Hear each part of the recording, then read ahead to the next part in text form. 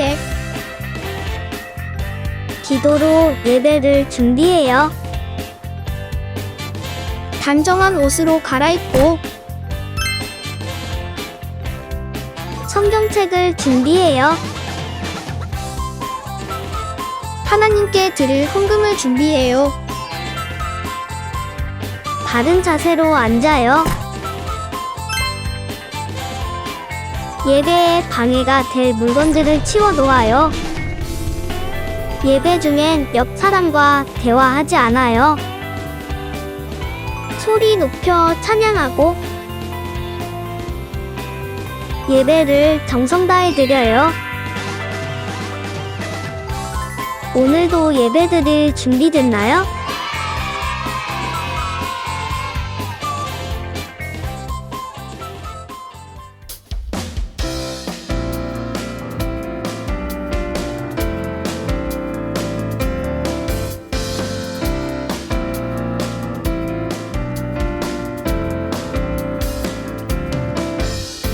예수 예수 부활하셨다 모두 기뻐 기뻐해 예수 예수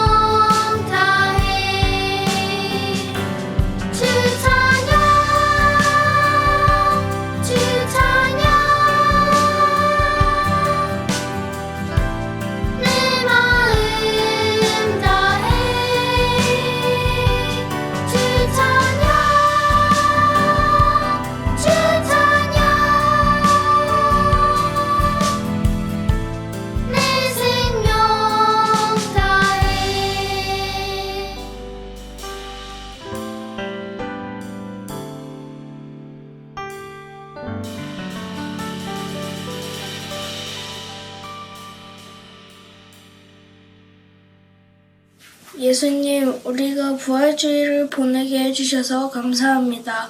부활주일에 우리가 예수님이 저희를 사랑하셔서 우리들을 위해 십자가를 지신 것을 생각하고 예수님께 감사한 마음을 갖게 해주세요. 저희가 그동안 TV나 게임에 빠져 예수님과 동행하지 못한 것을 회개합니다. 이번 부활주일을 통해 예수님과 동행한다는 사실을 더욱더 잘 알게 해주세요. 지금 말씀 전하시는 전도사님께 은혜를 주셔서 말씀을 잘 전하시도록 도와주시고 저희가 그 말씀대로 순종하는 어린이들이 되게 해주세요. 예수님 사랑합니다. 예수님의 이름으로 기도드립니다. 아멘.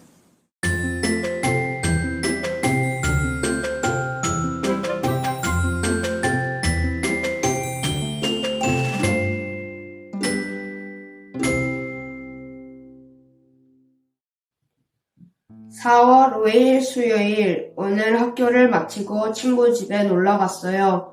재미있을 것 같은 마음이 있었지만 두려운 마음도 있었어요. 왜냐하면 친구가 개를 키우는데 제가 강아지 알레르기가 있어서 그랬어요. 그래도 그냥 집으로 놀러 갔는데 너무 재미있었어요. 친구들과 주고받기도 하고 레슬링도 했었어요. 다행히도 알레르기도 별로 심하지 않았어요. 이렇게 재미있는 시간을 주셔서 감사합니다.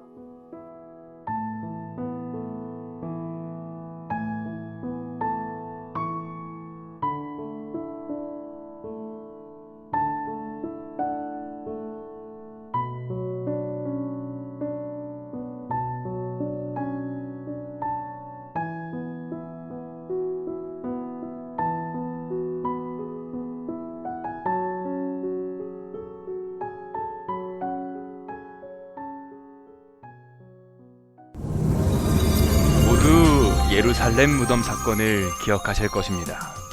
예루살렘 무덤가에서 안치된 지 3일 된 시신이 사라졌던 사건입니다. 우리는 그 사건이 단순 실종 사건이 아니라는 확신이 들었습니다. 시신은 어디로 간 것일까? 실종에 있어 가장 잘 알고 있을 만한 사람을 만나보았습니다.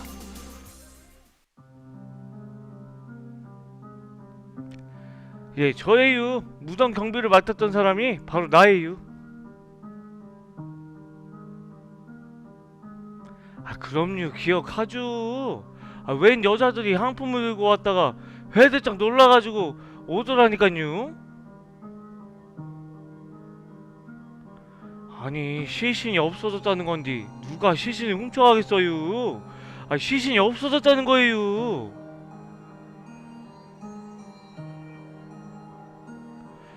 뭔 소리예요. 누가 시신을 가져가요. 그날 나는 한숨도 못 자고 성실하게 무덤을 지키고 있었는데 나의 성실함을 의심하지 말아요. 내가 어떻게 알아요. 원래 그 시신 거 알고 지내는 사람들이었겠지. 그러지 않고서야 비싼 향품을 왜 가져왔겠어요. 그런데 그 여자들이 이상하긴 했어요. 시신이 없다고 소란을 피울 때 언제고 갑자기 후다닥 어디로 뛰어가던지. 우리는 그 여자들이 실종 사건의 진실을 알고 있을 거라고 생각했습니다. 그리고 수소문 끝에 그 여자들을 만났습니다.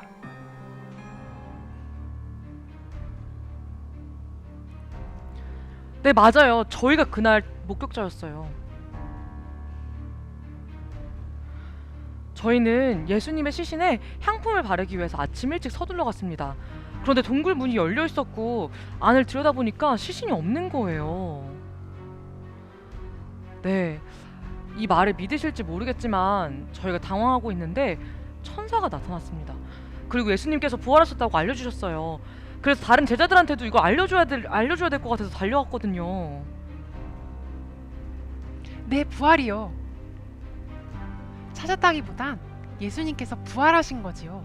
애초에 잃어버렸던 게 아니에요. 예수님께서 약속하셨던 대로 다시 살아나신 거예요. 그러니까 예수님께서 죽으셨다가 다시 살아나셨기 때문에 시신을 잃어버린 게 아니라 예수님께서 무덤 문을 열고 나오신 거예요. 누가 가져간 게 아니라. 여자들의 알쏭달쏭한 말을 이해할 수 없어 마지막 제보자를 만났습니다. 저는 로마 군인으로 예루살렘으로 파병을 나와 있습니다.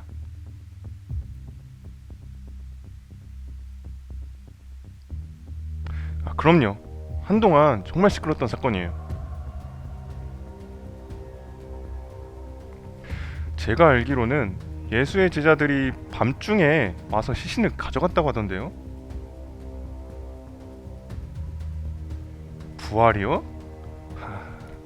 세상에 별 말도 안 되는 그런 말이 다 떠도네. 그럼 우리가 왜 모르겠어요? 저 바빠요. 이런 의미 없는 인터뷰 관심 없습니다. 갈게요. 누군가는 실종 사건으로, 또 누군가는 부활이라는 놀라운 단어로 기억하고 있는 예루살렘 무덤 사건. 그렇다면 과연 부활이란 무엇일까? 예수님께서 정말 부활하셨다면 그건 무슨 의미일까? 우리는 이것을 더 확인해 보려고 합니다.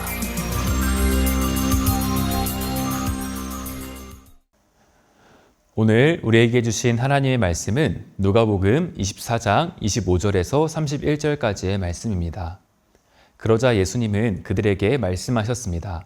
너희는 어리석고 예언자들이 말한 것을 더디 믿는구나. 그리스도가 이 모든 고난을 받고 그의 영광에 들어가야 할 것이 아니겠느냐.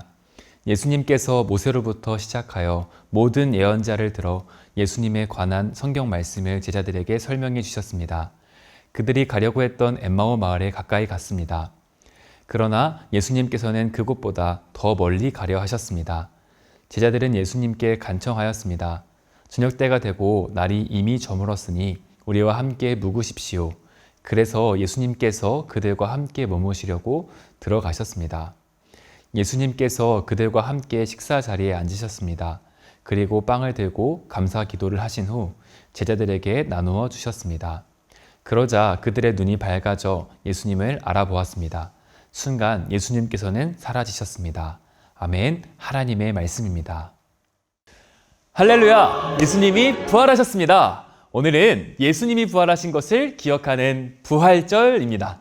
예수님께서는 우리를 대신하여 짊어지신 죄와 사망, 그로부터 완전하고 영원한 승리를 거둔 날이 바로 오늘 부활절입니다. 오늘 우리 친구들에게도 그 부활의 기쁨이 가득하기를 바라며 함께 큰 목소리로 기쁜 주일을 외치고 시작할게요. 주일은 기쁜 날! 친구들은 40대 1 하면 뭘 뜻하는 말인 것 같아요? 그건 부활절 전까지의 사순절 고난주간의 기간과 부활절 하루를 말해요. 부활을 기다리면서 예수님의 십자가 고난을 묵상하는 시간은 자그마치 40일이나 되는데 부활절은 딱 하루라는 거죠. 전도사님도 옛날에 교회 가면 너는 죄인이야. 내가 잘못해서 예수님이 십자가 지셨어. 이런 이야기를 들으면서 뭔가 엄숙하고 혼나러 가는 그런 느낌이 들었던 기억이 나요. 딱 하루 부활절만 제외하고요. 하지만 그건 잘못된 생각이에요. 부활의 기쁨을 누릴 수 있는 시간이 단 하루? 과연 그게 맞을까요? 아니에요. 정확히는 40대 365입니다. 우리는 주일마다 주일은 기쁜 날 외치며 부활하신 예수님으로 인해 기뻐하는 작은 부활절들을 지키고 있어요. 그리고 이것은 주일뿐만이 아니라 월요일도, 화요일도, 수요일도, 목요일, 금요일, 토요일도 마찬가지예요. 매일매일이 부활하신 예수님으로 인해서 기쁠 수밖에 없어요. 왜냐하면 부활하신 예수님의 부활 이야기가 2000년 전에 저 멀리 이스라엘에 있었던 일이 아니라 바로 지금, 그리고 지금 이곳에 아주 생생하게 일어나고 있는 이야기거든요. 도대체 무슨 말이냐고요? 말씀을 통해 한번 알아보겠습니다. 예수님은 자신이 고난을 받아 죽겠지만 다시 살아날 것이라고 여러 번 말씀하셨어요. 하지만 예수님의 부활을 진짜로 믿는 사람은 아무도 없었어요.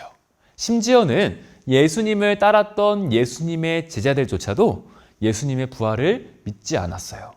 그래서 예수님이 십자가에 못 박히실 때 예수님을 따르던 사람들은 이제 다 끝났다 생각하고 절망했죠. 예수님께서 십자가에 달리시고 3일이 지났어요. 예수님께서 금요일에 돌아가셨으니까 금, 토, 일, 바로 오늘 같은 주일이었죠. 예수님을 따라다니던 여인들이 이른 아침에 예수님의 무덤에 방문했어요. 당시 이스라엘은 우리나라처럼 흙을 둥그렇게 덮는 무덤을 만들지 않고요. 동굴에 시신을 놓고 커다랗고 무거운 바위로 동굴을 막아서 다른 이들이 들어갈 수 없게끔 하는 그런 무덤을 만들었는데요. 어라? 그 무덤에 바위 문이 열려 있는 거였어요. 마리아는 이게 무슨 일인가 싶어서 무덤 안으로 들어갔는데 예수님의 시신이 있어야 할 자리에 예수님이 계시지 않는 것이었어요. 그때 2명의 천사가 나타나서 여인들에게 예수님이 부활하셨다는 소식을 전해줬어요. 비로소 예수님께서 하셨던 부활의 말씀을 기억해낸 여인들은 베드로와 제자들에게 이 사실을 알렸어요. 그러면 모두가 그 소식으로 기뻐했겠네요? 아니요. 제자들은요, 그럼에도 예수님의 부활을 믿지 않았어요. 그 이야기를 허튼 소리로 알고 믿지 않으려고 했어요. 베드로는 무덤으로 달려가 안을 들여다봤지만 빈 무덤을 보고 이상하게만 생각하고 집으로 돌아갔어요.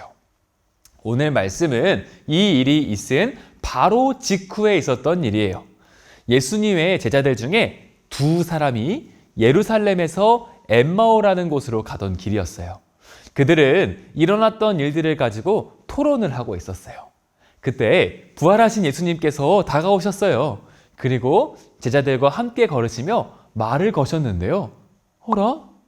제자들의 눈이 어두워져서 그 예수님을 알아보지 못하는 것이었어요. 그렇게 3사람의 동행이 시작되었어요. 무슨 이야기를 그렇게 하고 있냐는 예수님의 질문에 제자들은 슬퍼하며 지금까지 있었던 이야기를 들려줬어요. 예수님께서 십자가에 못 박혀 돌아가신 이야기, 그리고 오늘 아침에 여인들이 들려준 이야기, 그리고 베드로가 확인해 봤는데 무덤이 비어 있어서 예수님을 볼 수 없었던 이야기까지 했어요. 이야기를 들은 예수님께서는 예수님의 부활 소식을 믿지 않는 제자들을 꾸짖으셨어요. 그러시며 모세부터 시작해 모든 예언자들이 한 예수님에 대한 성경 말씀을 설명해 주셨어요. 그럼 제자들의 마음에 맞아! 예수님이 부활하셨어! 하고 지금이라도 깨달았을까요? 안타깝지만 그런 이야기는 성경에 쓰여 있지 않아요. 제자들은 아직도 예수님을 알아보지 못했어요. 정말 답답하죠.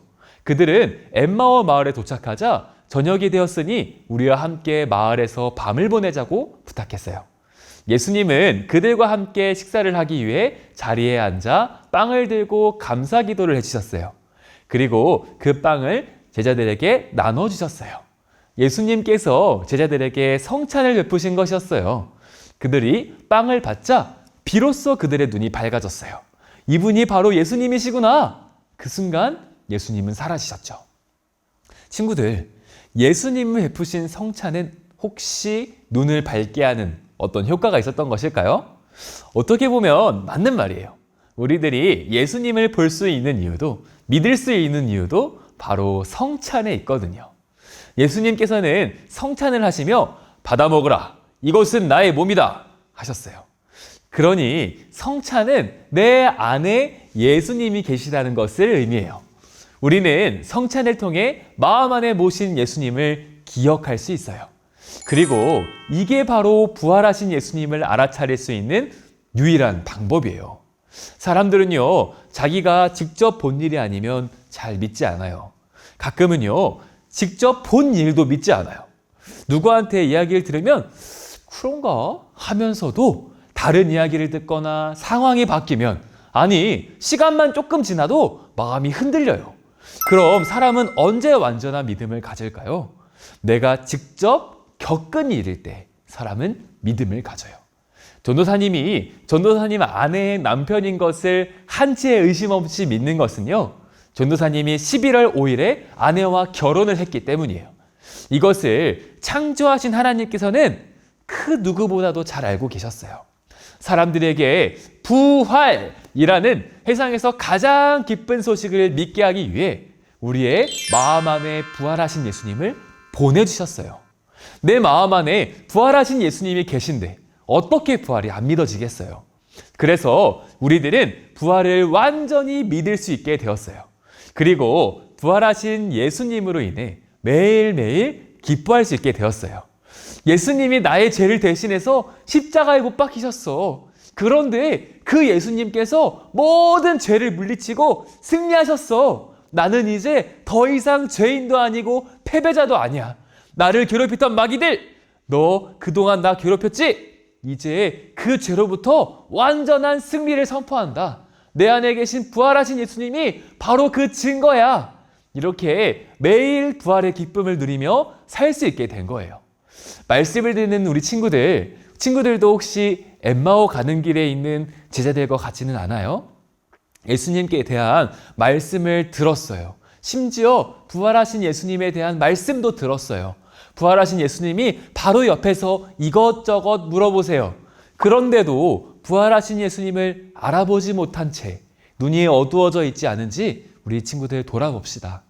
이미 예수님이 모든 죄와 사망을 끊으시고 승리하셨는데 더 이상 죄에 무릎 꿇지 않아도 되는데 예수님이 계시지 않는 것처럼 힘겨워하며 살고 있지 않은지 돌아봐요. 예수님은 부활하셨습니다. 그리고 지금 우리와 함께 계십니다. 우리 마음 안에 찾아오셔서 모든 죄와 사망으로부터 승리하신 산 증거가 되어주세요. 우리는 이제 승리하신 예수님으로 인해 기뻐하기만 하면 됩니다. 친구들, 눈을 뜨세요. 부활하신 예수님을 바라보세요. 예수님께서 우리 친구의 모든 죄를 짊어지시고 십자가에 못 박히셨지만 승리하셨어요. 우리 함께 예수님의 영원한 승리를 찬양합시다.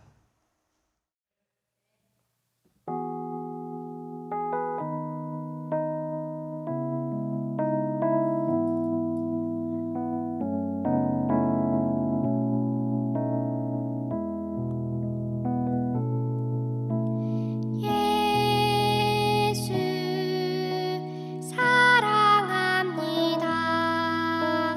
사랑합니다.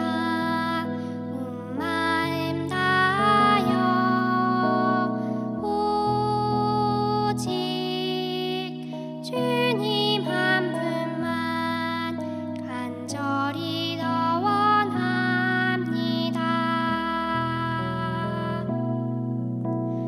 예수 사랑합니다. 사랑합니다. 온 마음 다하여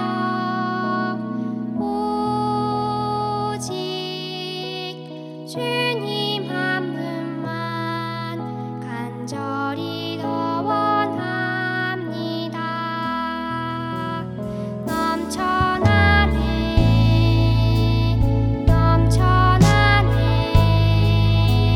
주를 향한 내 속에 갈망이 주님께로 날 이끌어 주소서. 주님을 더 원합니다. 이 시간 두 가지 기도 제목 놓고 함께 기도하겠습니다. 첫 번째 기도 제목입니다. 부활하셔서 지금 내 안에 찾아오신 예수님을 바라보는 눈이 뜨여지게 해주세요. 함께 기도합시다.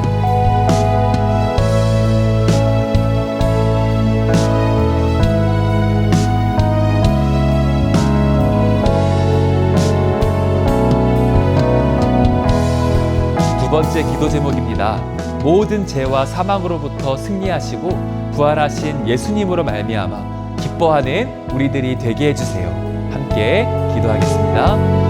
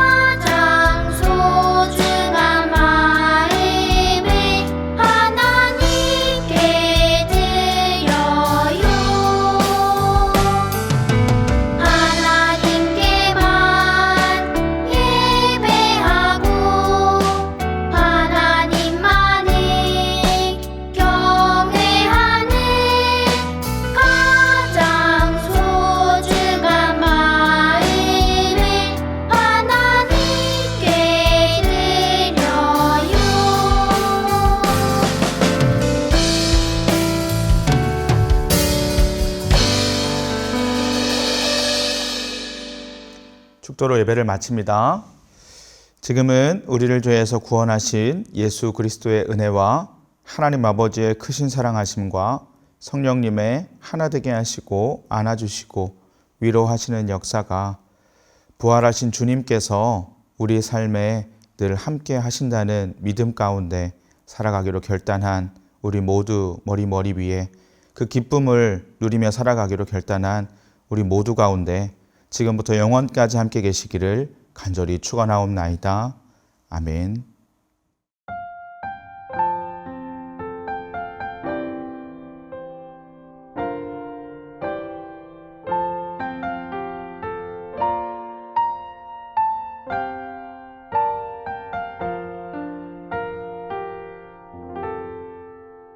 즐거운 말씀 암송 시간이 돌아왔습니다. 오늘 암송할 말씀은 무엇일까요? 말씀 나와라 야!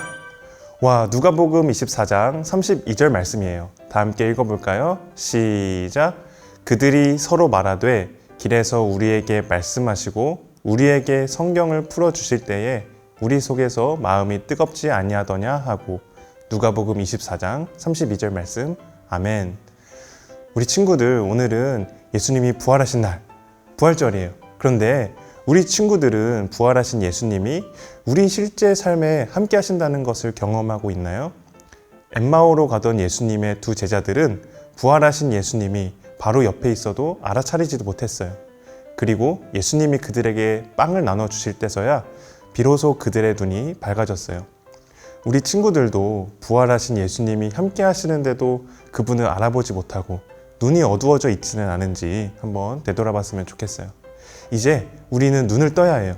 그래서 부활하신 예수님을 바라보며 승리하신 예수님을 날마다 찬양하며 기뻐하는 우리 친구들이 되기를 소망합니다. 자, 그럼 이제 말씀을 다시 한번 읽을 때 머릿속으로 기억하면서 한번 외워봐요. 그들이 서로 말하되 길에서 우리에게 말씀하시고 우리에게 성경을 풀어주실 때에 우리 속에서 마음이 뜨겁지 아니하더냐 하고. 누가복음 24장 32절 말씀. 아멘. 우리 친구들에게 10초의 시간을 줄게요. 함께 외워봐요. 시작. 10, 9, 8, 7, 6, 5, 4, 3, 2, 1, 땡! 말씀이 가려졌죠? 우리 다 함께 한번 암송해 볼까요? 그들이 서로 말하되 길에서 우리에게 말씀하시고 우리에게 성경을 풀어주실 때에 우리 속에서 마음이 뜨겁지 아니하더냐 하고. 누가복음 24장 32절 말씀. 아멘. 와, 여러분 훌륭해요. 오늘 말씀 암송도 정말 잘했어요. 이번 주에도 슬프고 힘든 일이 있을지라도 오히려 예수님을 생각하며 기뻐하는 우리가 되어 여러분 모두 안녕.